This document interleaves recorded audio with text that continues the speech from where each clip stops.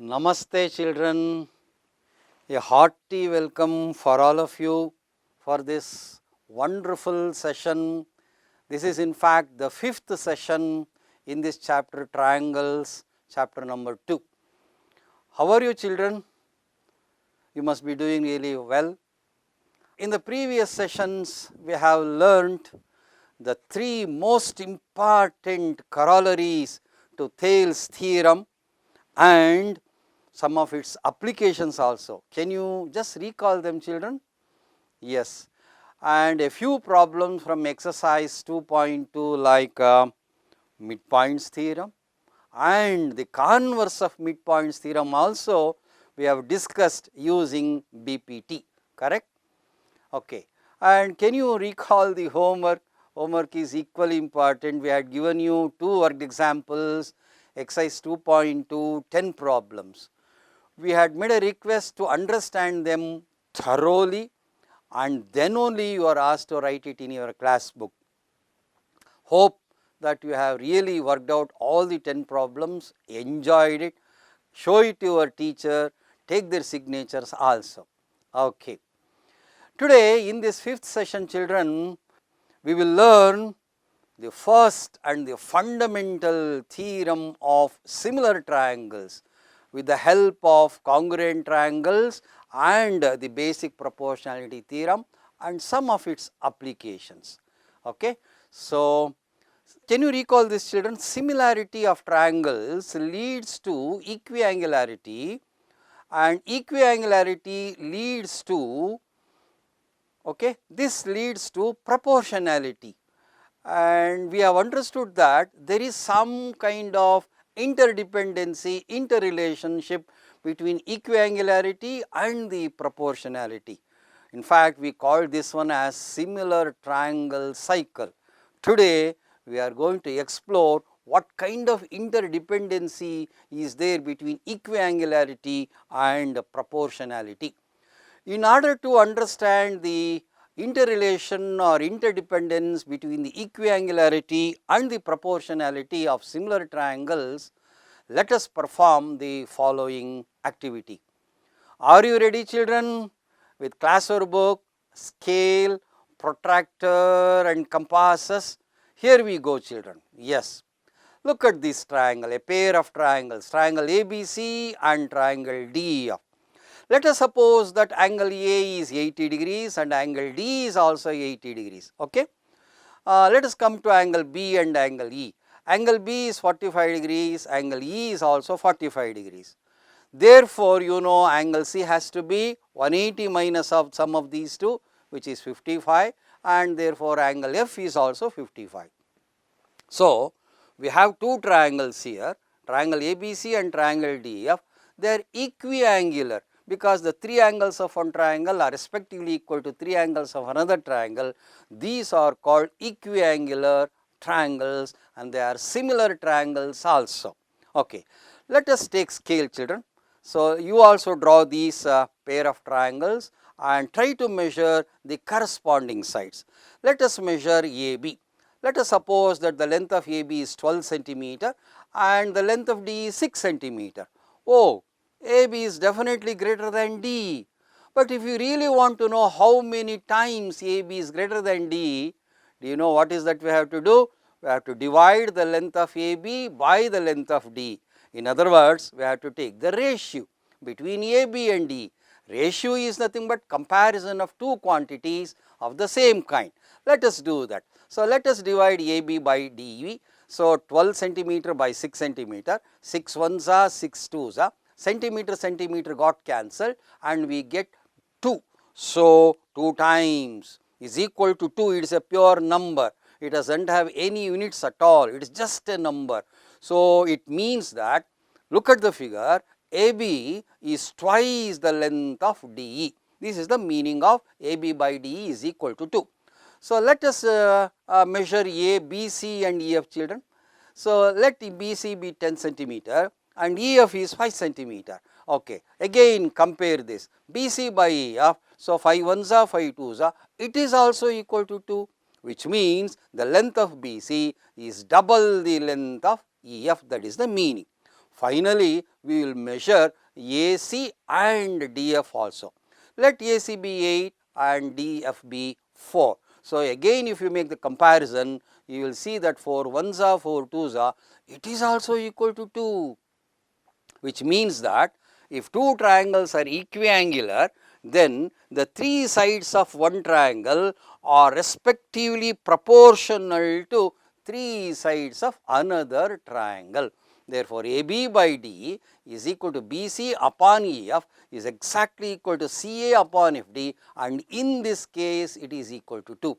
So, this is what we are trying to explore today, which means that if two triangles are equiangular, then the corresponding sides are in a proportion.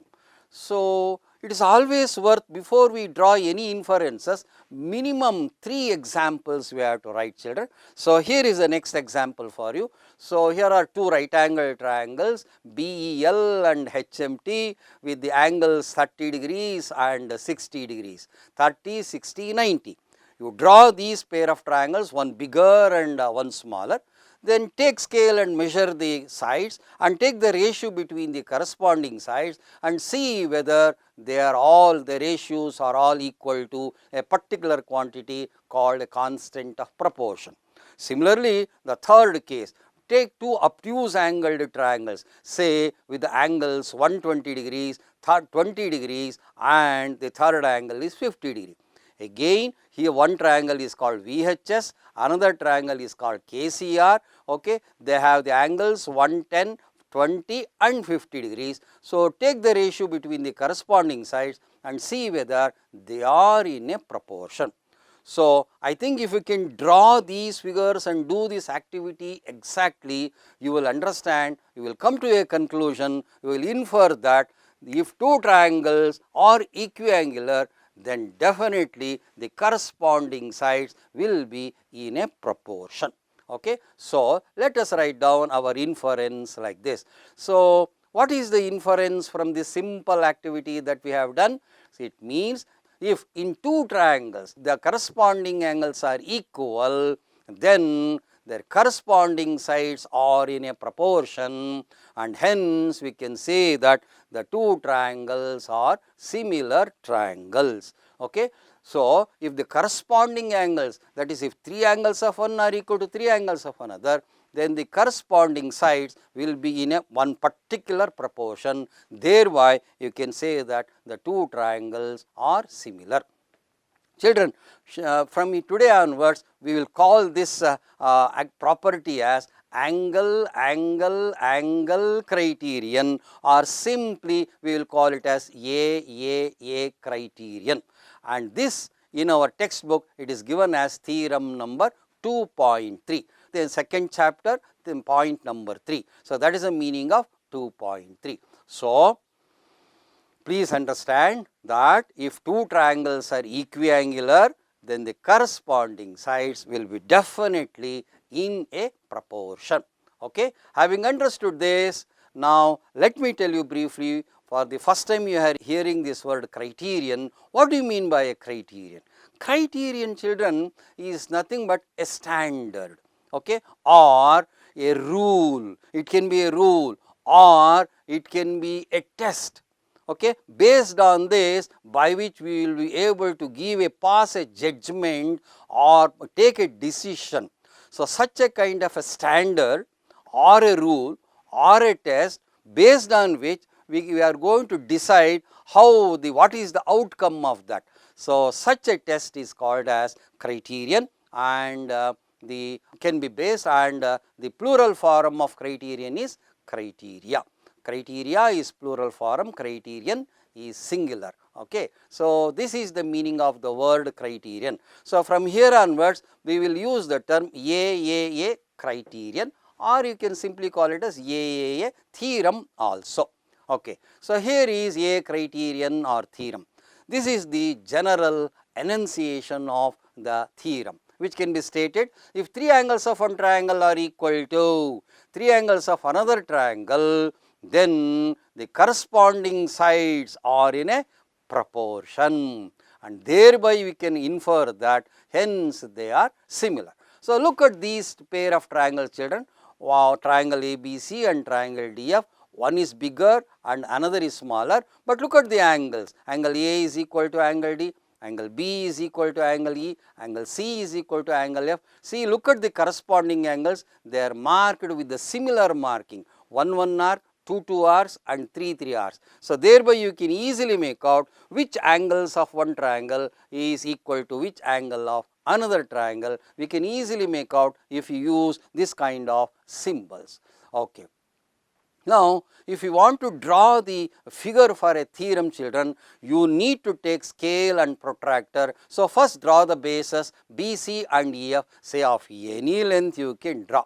Okay. Then keep the protractor like this, okay, at B as well as at E. Say some angle, any measure you can draw. Say here we have drawn 40 degrees, at E also you drawn exactly 40 degrees.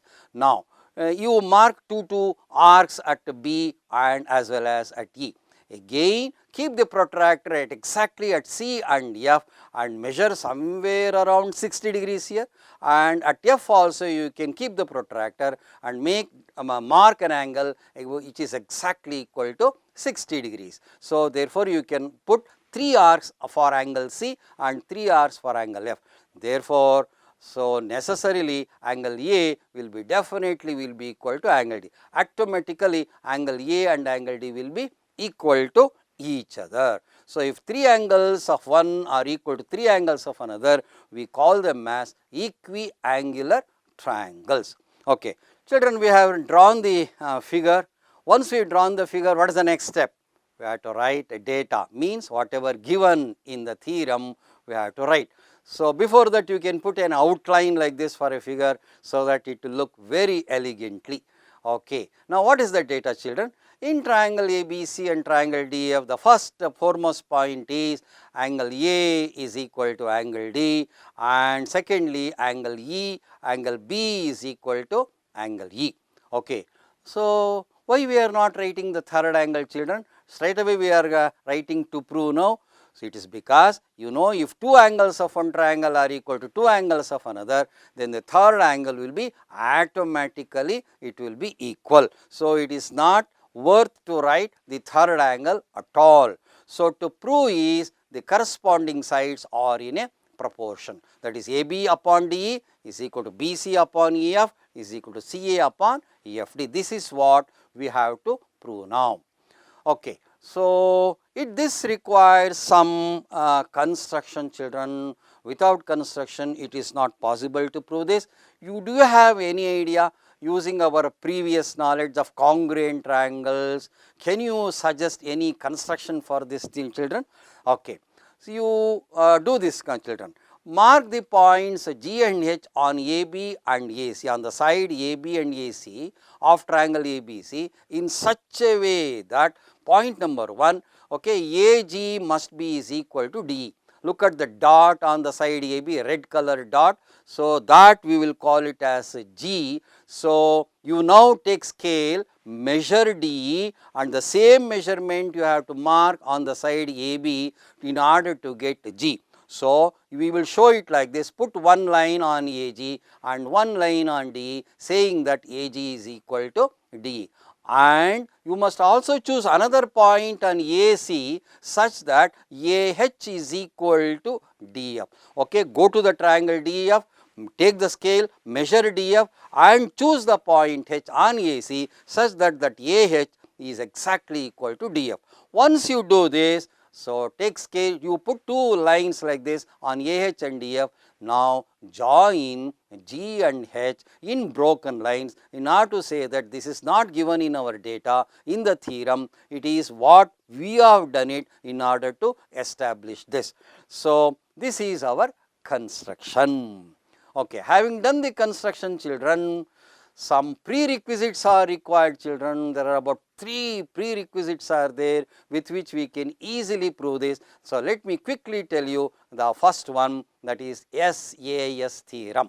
So, this is we have taught you in 9th standard. If 2 sides and an included angle of one triangle are equal to 2 sides and an included angle of another triangle, then you can decide that those 2 triangles are said to be congruent. Congruent means identical in all respects. ಸರ್ವ ವಿಧದಲ್ಲೂ ಕೂಡ ಸಮ ಆಗಿರುತ್ತೆ ಅಂತ ಹೇಳ್ಬೋದು ಮಕ್ಕಳೇ. ಯಾವಾಗ if two sides and an included angle of one triangle are respectively equal to two sides and an included angle of another triangle, then you can simply decide that they are congruent triangles. Here is a figure coming up on your monitor screen so that you can understand this SAS theorem. So, AB and DE are equal, angle B is equal to angle E, BC is equal to EF. So, we will mark two lines on those two sides. If this is so, we have to show that triangle ABC is congruent to, is identical in all respect to triangle DF. This is what you have to recall now as the first prerequisite. The second prerequisite is axiom number 1, things which are equal to the same thing or equal to one another. We have used in BPT also. Once again we are using, you know this already. The third one is this, children, which is postulate on parallel straight lines, which states this: if two parallel straight lines are cut by a transversal, then the corresponding angles are equal. So, here are two parallel straight lines.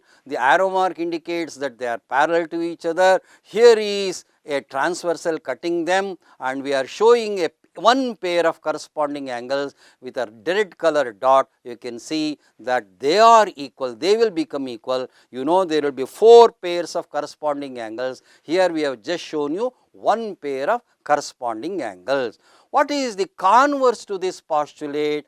Converse is this. See, there are two straight lines like this, and it is cut by another straight line such that the dotted line, the angle shown by the dot, red color dots are equal. Then you can conclude that the two straight lines are parallel. So, if two straight lines are cut by a transversal such that the corresponding angles are equal, then the straight lines are parallel.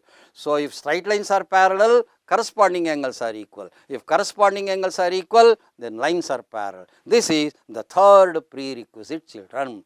So, with these 3 prerequisites, we can now comfortably prove AA criterion. Here is the proof. So, you are looking at a triangle, an intercepted triangle at the top of the triangle ABC, which is called AGH. So, take this triangle AGH, and is it possible to compare with the sides and angles of triangle DF, children? Can you make a comparison? Which are the sides and angles are equal? Come on, tell me. Okay, what is the first point? AG and D are equal because we have done it. So, we must say the reason being construction, rachanaya prakara anta helbodu.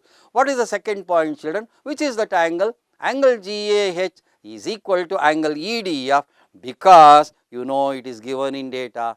Where it is given? They are equiangular triangles. So, when you say they are equiangular triangles, definitely angle A is equal to angle D. What is the third and the last point which required for our comparison is AH is equal to DF. This is because, again because of construction. So, you can see that two sides and an included angle of triangle AGH are respectively equal to two sides and an included angle of another triangle DF. Then with the help of SAS, can you not say that those two triangles are said to be congruent? Because of SAS theorem. Once they become congruent, we can say the remaining parts, remaining angles, remaining sides, area, shape, everything will be same. Therefore, we can say that angle AGH is equal to angle DEF because CPCT. We will show in our the pointer. Look at that angle AGH, children, in the figure. Angle AGH, yes, that is equal to angle ABC, angle DEF because they are the corresponding parts of congruent triangles. Briefly, we call it as CPCT. But already you know that angle ABC is already equal to angle DEF. This is because, once again, because of data. Look at the right hand side, children, in the two previous equations. The right hand sides are equal. Therefore, by axiom number 1, we can say that the left hand sides are equal, that is angle AGH is equal to angle ABC because of axiom number 1. Come on, look at the figure. We will show it in the pointer. Angle AGH is equal to angle ABC, correct? So, you know that you can call AB as the transversal. Imagine AB as the transversal, and if you know that if corresponding angles are equal, therefore we can conclude that the GH is parallel to BC, because we just now understood wherever corresponding angles are equal, we can immediately say that the lines are parallel. Once GH is parallel to BC, what is that you are thinking of? Either BPT, and we have got 3 corollaries to it. So, which one we have to apply here is this. So, by corollary number 3, we can say that the sides of triangle ABC are respectively proportional to sides of triangle AGH. That is what we wrote. So, the whatever the terms are there in denominator, you can replace it with the sides of triangle DF, because they are all equal. Yes, we got it, children. This is what we wanted to prove. So, hence we can say we have proved it, QED. So, look at the entire theorem proof, children. So, first stage is you must prove that, establish that triangle, that intercepted triangle AGH is congruent to triangle DF, by which you can say that GH is parallel to BC. When it is parallel, we can apply the third corollary and just replace the denominator in order to get whatever we wanted to prove. Hence, it is proved, children. So, if you are writing the triangles which are congruent, please follow an order, children. This is how you have to follow. If you start with BAC, you have to write triangle EDF only, or with B we can say BCA triangle is similar to triangle EFD, and finally you can write in these 6 ways you can write the triangles which are similar to each other. So, here lot of care has been taken to write in an order. Okay. So, order is very, very important. Please follow this, so that in future while writing the ratio for corresponding sides, it would be very, very, very easy for you. Okay. Let me take one small example and prove one particular problem from exercise 2.3/7th 1. So, in triangle ABC, here AD is perpendicular to BC. For you know the symbol for 90 degrees, so that has been marked there. One more altitude is drawn from C, that is called CE. CE is also perpendicular to AB, children, and you know these are called altitudes in a triangle, and altitudes in a triangle, they are all concurrent, and the point of concurrency is called orthocenter. It is represented by the letter O. Can you say anything now, children? Any similar triangles you are able to see here? If you draw 2 altitudes like this, you will be surprised. See how many pairs of similar triangles are there. Look, children, there are 4 pairs of similar triangles are there. You have to identify them and prove one by one.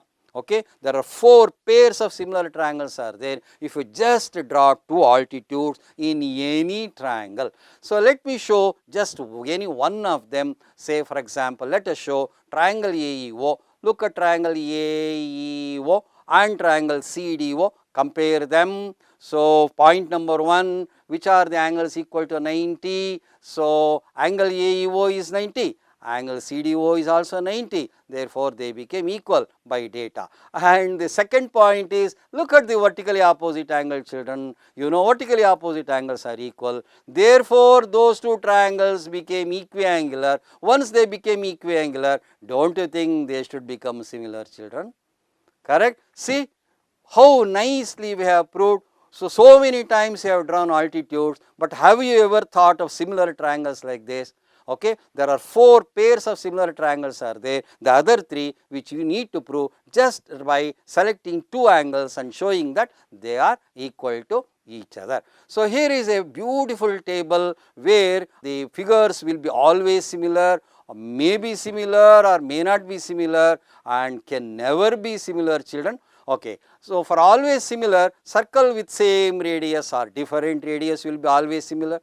Two equiangular triangles will be always similar, two equilateral triangles will be always similar, two squares will be similar, two regular polygons with the same number of sides will be always similar, children.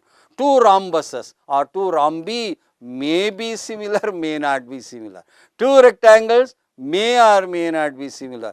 Two right angle triangles, they may or may not be. If they are equiangular, then only they will be similar, but not otherwise. Two isosceles triangles also may or may not be, children. Two trapezium, two isosceles trapeziums may or may not be, but a rectangle and square can never be similar, children, or rectangle and a parallelogram can never be similar to each other. This is a very, very important slide, children. You have to carefully make a note of this and draw the respective figure. This is you can take it as a small activity for you.